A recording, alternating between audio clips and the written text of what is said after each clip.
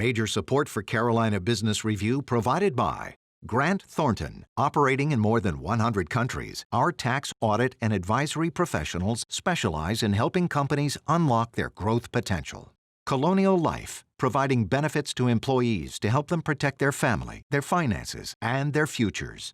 High Point University, the premier life skills university, focused on preparing students for the world as it is going to be. And Sunoco, a global manufacturer of consumer and industrial packaging products and provider of packaging services with more than 300 operations in 35 countries. During this election year, the question is, why do we poll? If it's questionable inaccuracy, how important is it? Also, the public health care crisis has laid bare the gap between those looking for a job and jobs offered, and that gap is even larger than it was before. I am Chris William, and thank you again for watching and supporting Carolina Business Review, the longest running and most widely watched program on Carolina business, policy, and public affairs. In a moment, we will start this dialogue. Later, Dr. Tim Hardee, president of the South Carolina Technical College System. Gratefully acknowledging support by Martin Marietta, a leading provider of natural resource-based building materials, providing the foundation upon which our communities improve and grow. Blue Cross Blue Shield of South Carolina, an independent licensee of the Blue Cross and Blue Shield Association. Visit us at southcarolinablues.com. The Duke Endowment, a private foundation enriching communities in the Carolinas through higher education, healthcare, rural churches, and children's services. Barings, a leading global asset management firm dedicated to meeting the evolving investment and capital needs of its clients. Learn more at barings.com. On this edition of Carolina Business Review, Dr. Mark Little, Executive Director of CREATE at the University of North Carolina, Carl Blackstone, President and CEO of the Columbia Chamber, and special guest, Dr. Tim Hardee, President of the South Carolina Technical College System.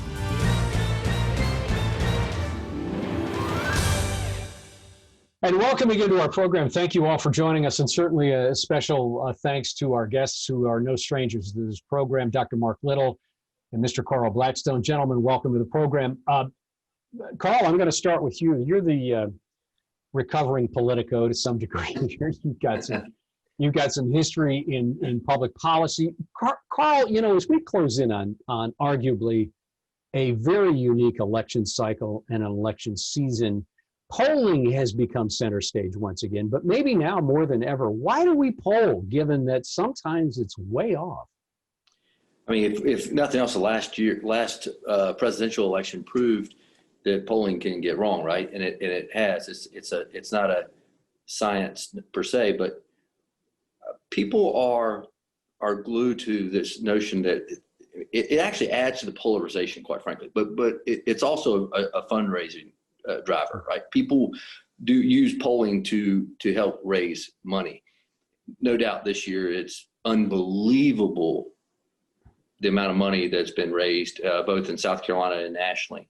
So, but people are drawn to it. People want to see and want to monitor, and that's part of the 24-hour news cycle that we're in now. That what's the latest update? I mean, most folks are polling once a week, but you got to have a poll of the day. Mm-hmm. But people are closely monitoring it, and it is tight. There's no doubt that the political divide is greater now than it's been in a long, long time. And so it just heightens the awareness of polls. Dr. Little, does polling exacerbate, or is it insightful, and is it additive to the political process? I don't think it's additive, unfortunately. I think it's one of these tools that when it initially came out was useful because, honestly, because people were honest when they were responding to polls, and because the mechanism, people had a home phone, everyone had a home phone, and you could get to people. But now a lot of people are just unwilling to tell the truth and be open and honest. And so a lot of the information, to the point that Carl was making, it's not necessarily the analysis that's wrong, it's that the data that goes into it is not correct. And so I think it's not useful in that sense. I think for all the reasons Carl mentioned, it can be used and becomes useful. It also is very useful for media because they want top stories to come out to generate interest.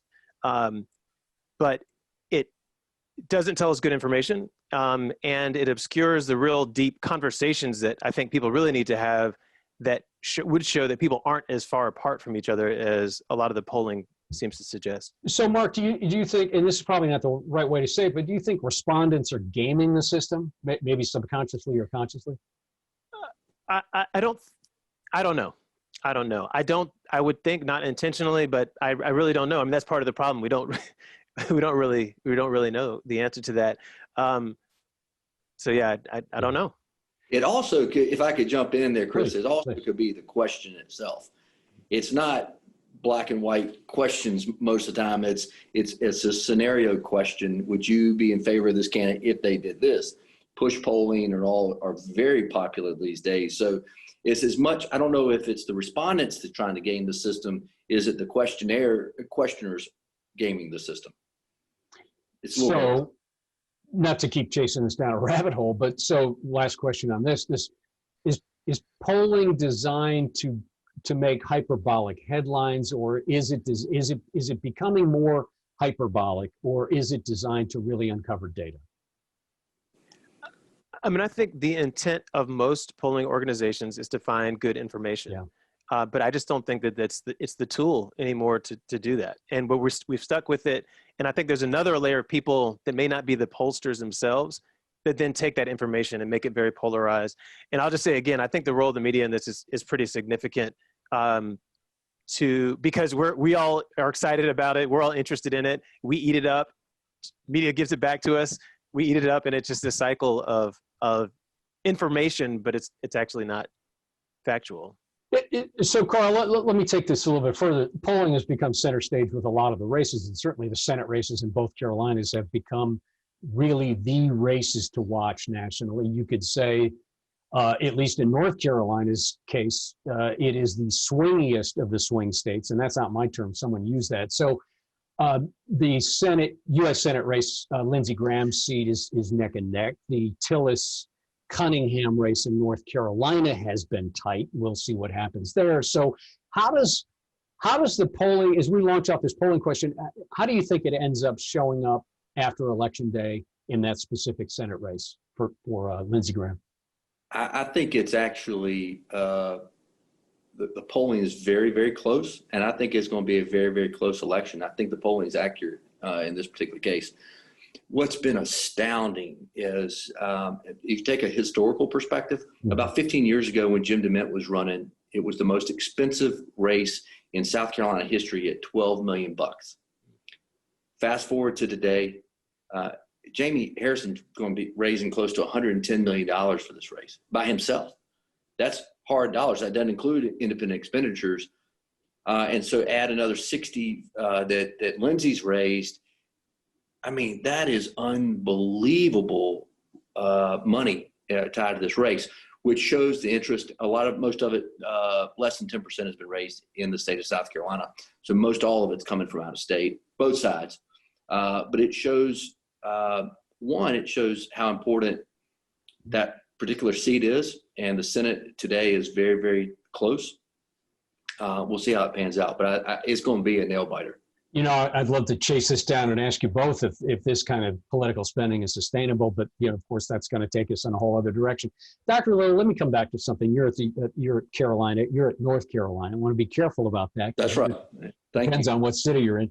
But at UNC, you run many of your responsibilities. You're part of what's called Prosperity Lab. So you're curating data around workforce development, demographics, race relations, et cetera, et cetera. What have we seen given what COVID now has done to this idea of the gap between those looking for a job and the jobs available?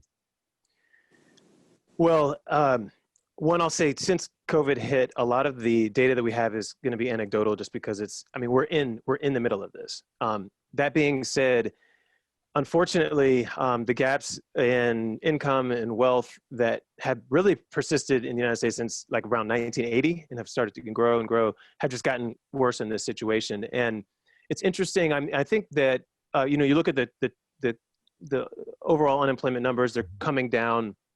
But what's happening and what happened during this crisis is the kinds of jobs that are available and the wages of those jobs, it's really just being pushed and pushed down and flattened. And so, I mean, just anecdotally, I'm sure if you're out and about, there's lots of retail jobs available, fast food, et cetera. But other industries that are much more pay higher wages are not available for folks. So I think the long-term concern that we're going to have for our economy is similar to the last time we talked, but it's even worse. It's like, how do we have opportunities for people to change, their personal trajectories, the trajectory of their family, because those jobs aren't necessarily there right now. And my concern is that they're not going to be there in the next 5 to 10 even. Hey, Chris, can I ask a question? Do you mind? No, not at all. Does any of the anecdotal data that you have show where those job gaps are? Where are they, rural or urban, or is it a combination of both?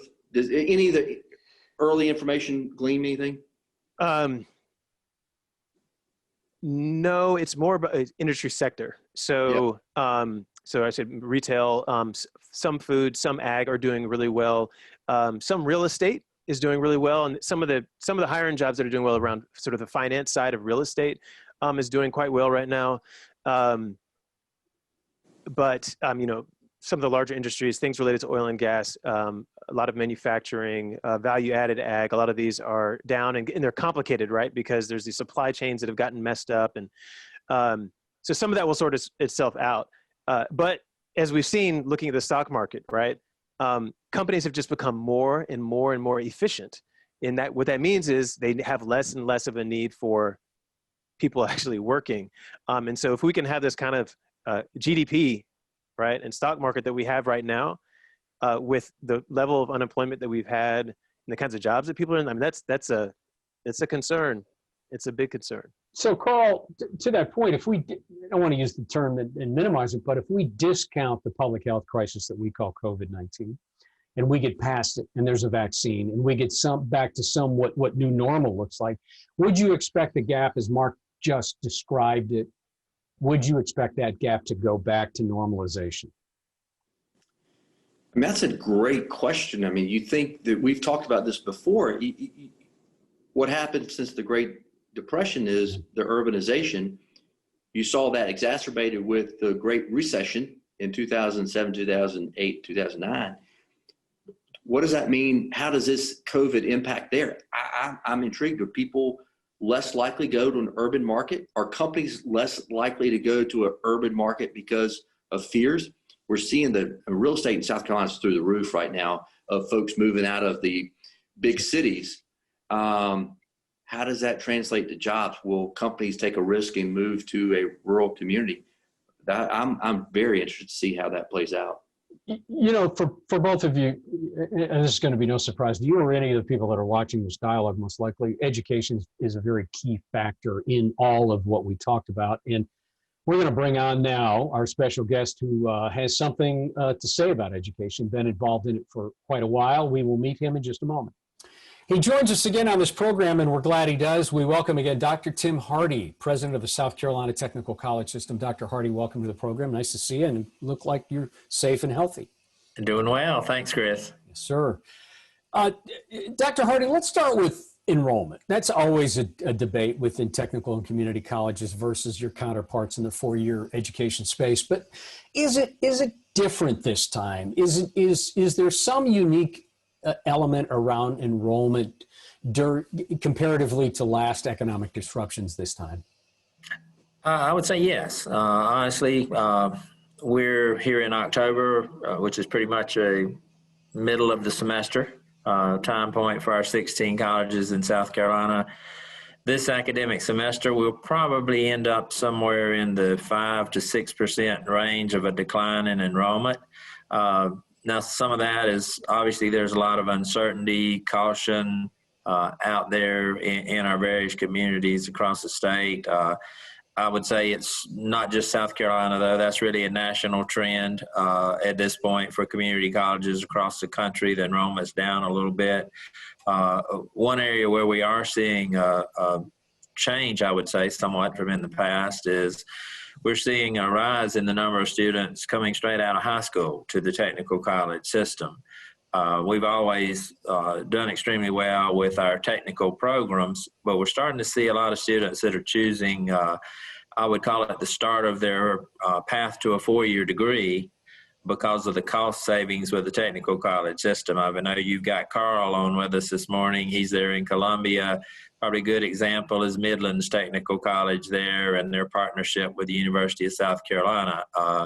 Student that does the first 2 years at Midland's Technical College and then transfer to do their junior and senior years at University of South Carolina, there's about a $30,000 cost savings for that student or parent. That's, if you will, writing the check. They're still able to earn their bachelor's degree from the University of South Carolina, but they've saved about $30,000 during that process. Our system as a whole actually has about 1,000 transfer students at the University of South Carolina each year. So we've got good partners with our 4-year institutions, but we are starting to see more students that are good shoppers, I would say, in terms of just trying to save money where they can. Carl? Hey, good to see you, Dr. Hardee. Quick question as it relates, we've got wonderful relationships with our technical colleges, and mainly as it relates to apprenticeship programs that y'all have spent a lot of time and energy on creating at the statewide level. One of the issues that we seem to have with some businesses is the accreditation process of starting new programs within the technical college system. What's the future hold for technical college system programming? And is there a way, if it takes 24 months to get a program accredited, is that the right approach? It seems counter to what innovation and entrepreneurship are doing these days, which is quick. Let's amend things quickly and get a new program up and running. Accreditation doesn't help there. Is there another path that we should be looking at to train a workforce? Well, I'll use a good example. My office is in Columbia, where you are, Carl, but I'm actually in Anderson at one of our colleges, Tri-County Technical College, this morning. The reason I'm up here is for a youth apprenticeship signing. There's a business here by the name of Arthrex. Started about 2 years ago. They're up to 300 employees. We'll move to about 1,000 employees. They make, if you need a knee replacement or hip replacement, that's what they make, is CNC work. But yesterday they had a young high school student from T.L. Hanna High School that is a high school student. He's earning college credit at the same time, and he's actually employed there at Arthrex with a full-time job after he graduates from high school. And I will also add at $25 an hour. So right. Not bad for an 18-year-old. But that's, you mentioned sort of we have to be flexible and innovative and find new pathways beyond the traditional 4-year degree. Or even our 2-year degree. The reality is there's a lot of short-term training programs that get people in the workforce quickly. Dr. Little, question? Yeah, so I want to follow up on this idea of kind of changing and being flexible. I'm sitting at a 4-year residential university that is just still trying to figure out how to handle COVID-19 and the situation that we're in. I wonder if you could talk a little bit about some of the things that the system has done to accommodate the health concerns that people might have. And if you think any of those changes are going to be longer term or permanent, and do you see any opportunities for the community college system, given some of these trends or changes that may become permanent? Thanks, Mark. I appreciate the question. I would say that the short answer is I think they will become permanent. I think it's a new world for how we deliver higher education. We moved everything online with the technical college system back in March because we didn't have a choice to do that. Fortunately, we had the infrastructure to be able to do that. Now, in South Carolina, one of the problems we have run into is while we have the ability to deliver coursework, rural communities don't have the broadband to be able to receive what we have. You can have the best instruction in the world, but if you don't have a way for the students to access it. So we had to move to making our parking lots available for students to come and receive service, just all kind of different ways. Local libraries, the state of South Carolina bought 150,000 hotspots to distribute in rural parts across the state. certainly we're offering a lot more of what we would call hybrid, asynchronous classes than what we have done in the past. One of the problems we run into, as you can imagine, it's a bit different from you there at UNC. So many of our technical programs that we offer, whether that's nursing or teaching someone to be a welder, there's a certain amount of face-to-face instruction that you just simply need from that. But we do a lot of simulation labs. So I would say the answer is we have grown in our flexibility because we had to, but I think long-term for our system, it actually will be a good thing. President Hardee, let me drill down on something that you just said about community colleges in general have been known to do this asynchronous, synchronous virtual learning for a long time. It's not anything new. However, and I don't want to start a row between the community or the technical college system and the four-year education, but there are lawsuits. Duke is being sued. Brown, Rutgers, North Carolina are being sued by students and parents saying that we did not, in their words, to some degree, we didn't pay for a virtual experience, so we think that the tuition is too high. So I want to come back to, does this end up lending itself to more students looking more seriously at a technical college education to start or even to finish technical or community college education, this challenge that you are watching, I'm sure closely, at the four-year schools? I would probably answer that, and I'd be interested to see whether Mark would agree with me, but I think that it's not that we an either or. I think it's a both. And you're going to have a certain number of students that their socioeconomic piece, their community, the program they want, they're better served by community or technical college. By the same token, the four-year institution have their niche that they're extremely good at. And it's kind of like you should focus on what you're good at and do that. And I mean, I think now here in South Carolina, we're very fortunate that we have good partnerships with the four-year institutions, a lot of transfer agreements that make it good for students to be able to move from the 2- and 4-year institutions. The reality is it happens both ways, though. We graduate 1,100 nurses a year. A third of our nursing students are people that have a bachelor's degree and come back to us to become a nurse. So it actually moves in both directions from the 2 and 4 years. But Mark, what's your? Well, let me say this, Dr. Hardee. Yeah. I'm sorry, and Mark, my apologies. We're gonna run out of time, so I'm gonna have to ask you to hold on. Sure. And ask a question. Carl, I think your turn to ask a question. So please. Oh yeah, looking out, big picture. What is the biggest challenge that you see impacting technical system across? Because it's a huge partner for us in the business community to have y'all available to train a future workforce. And so what is it that you need from the business community going forward or the General Assembly going forward to help y'all be successful?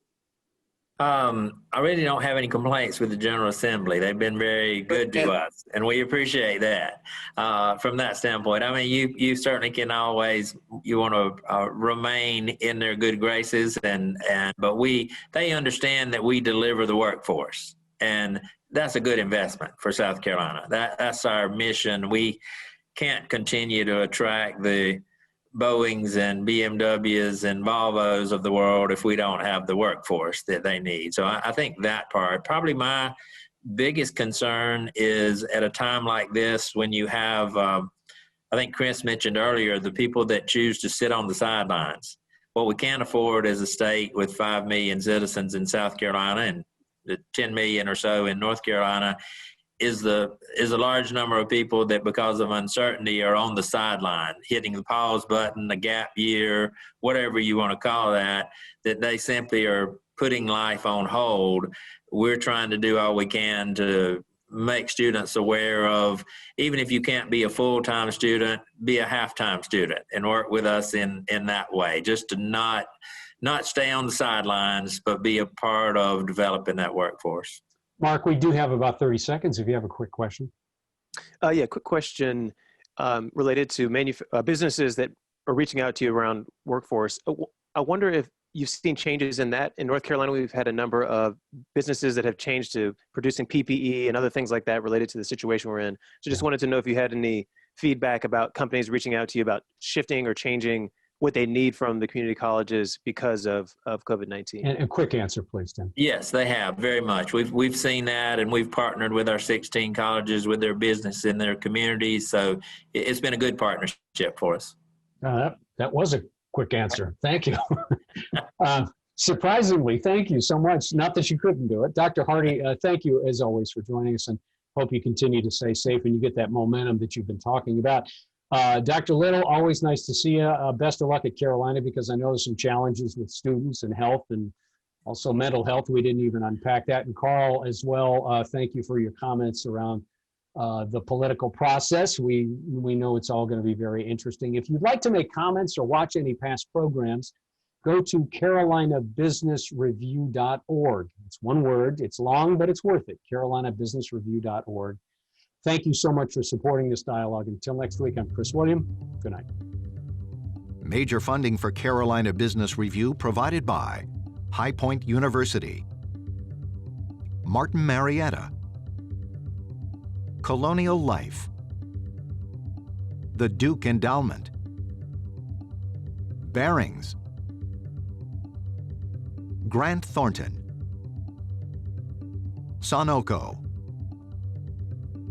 Blue Cross Blue Shield of South Carolina, and by viewers like you. Thank you.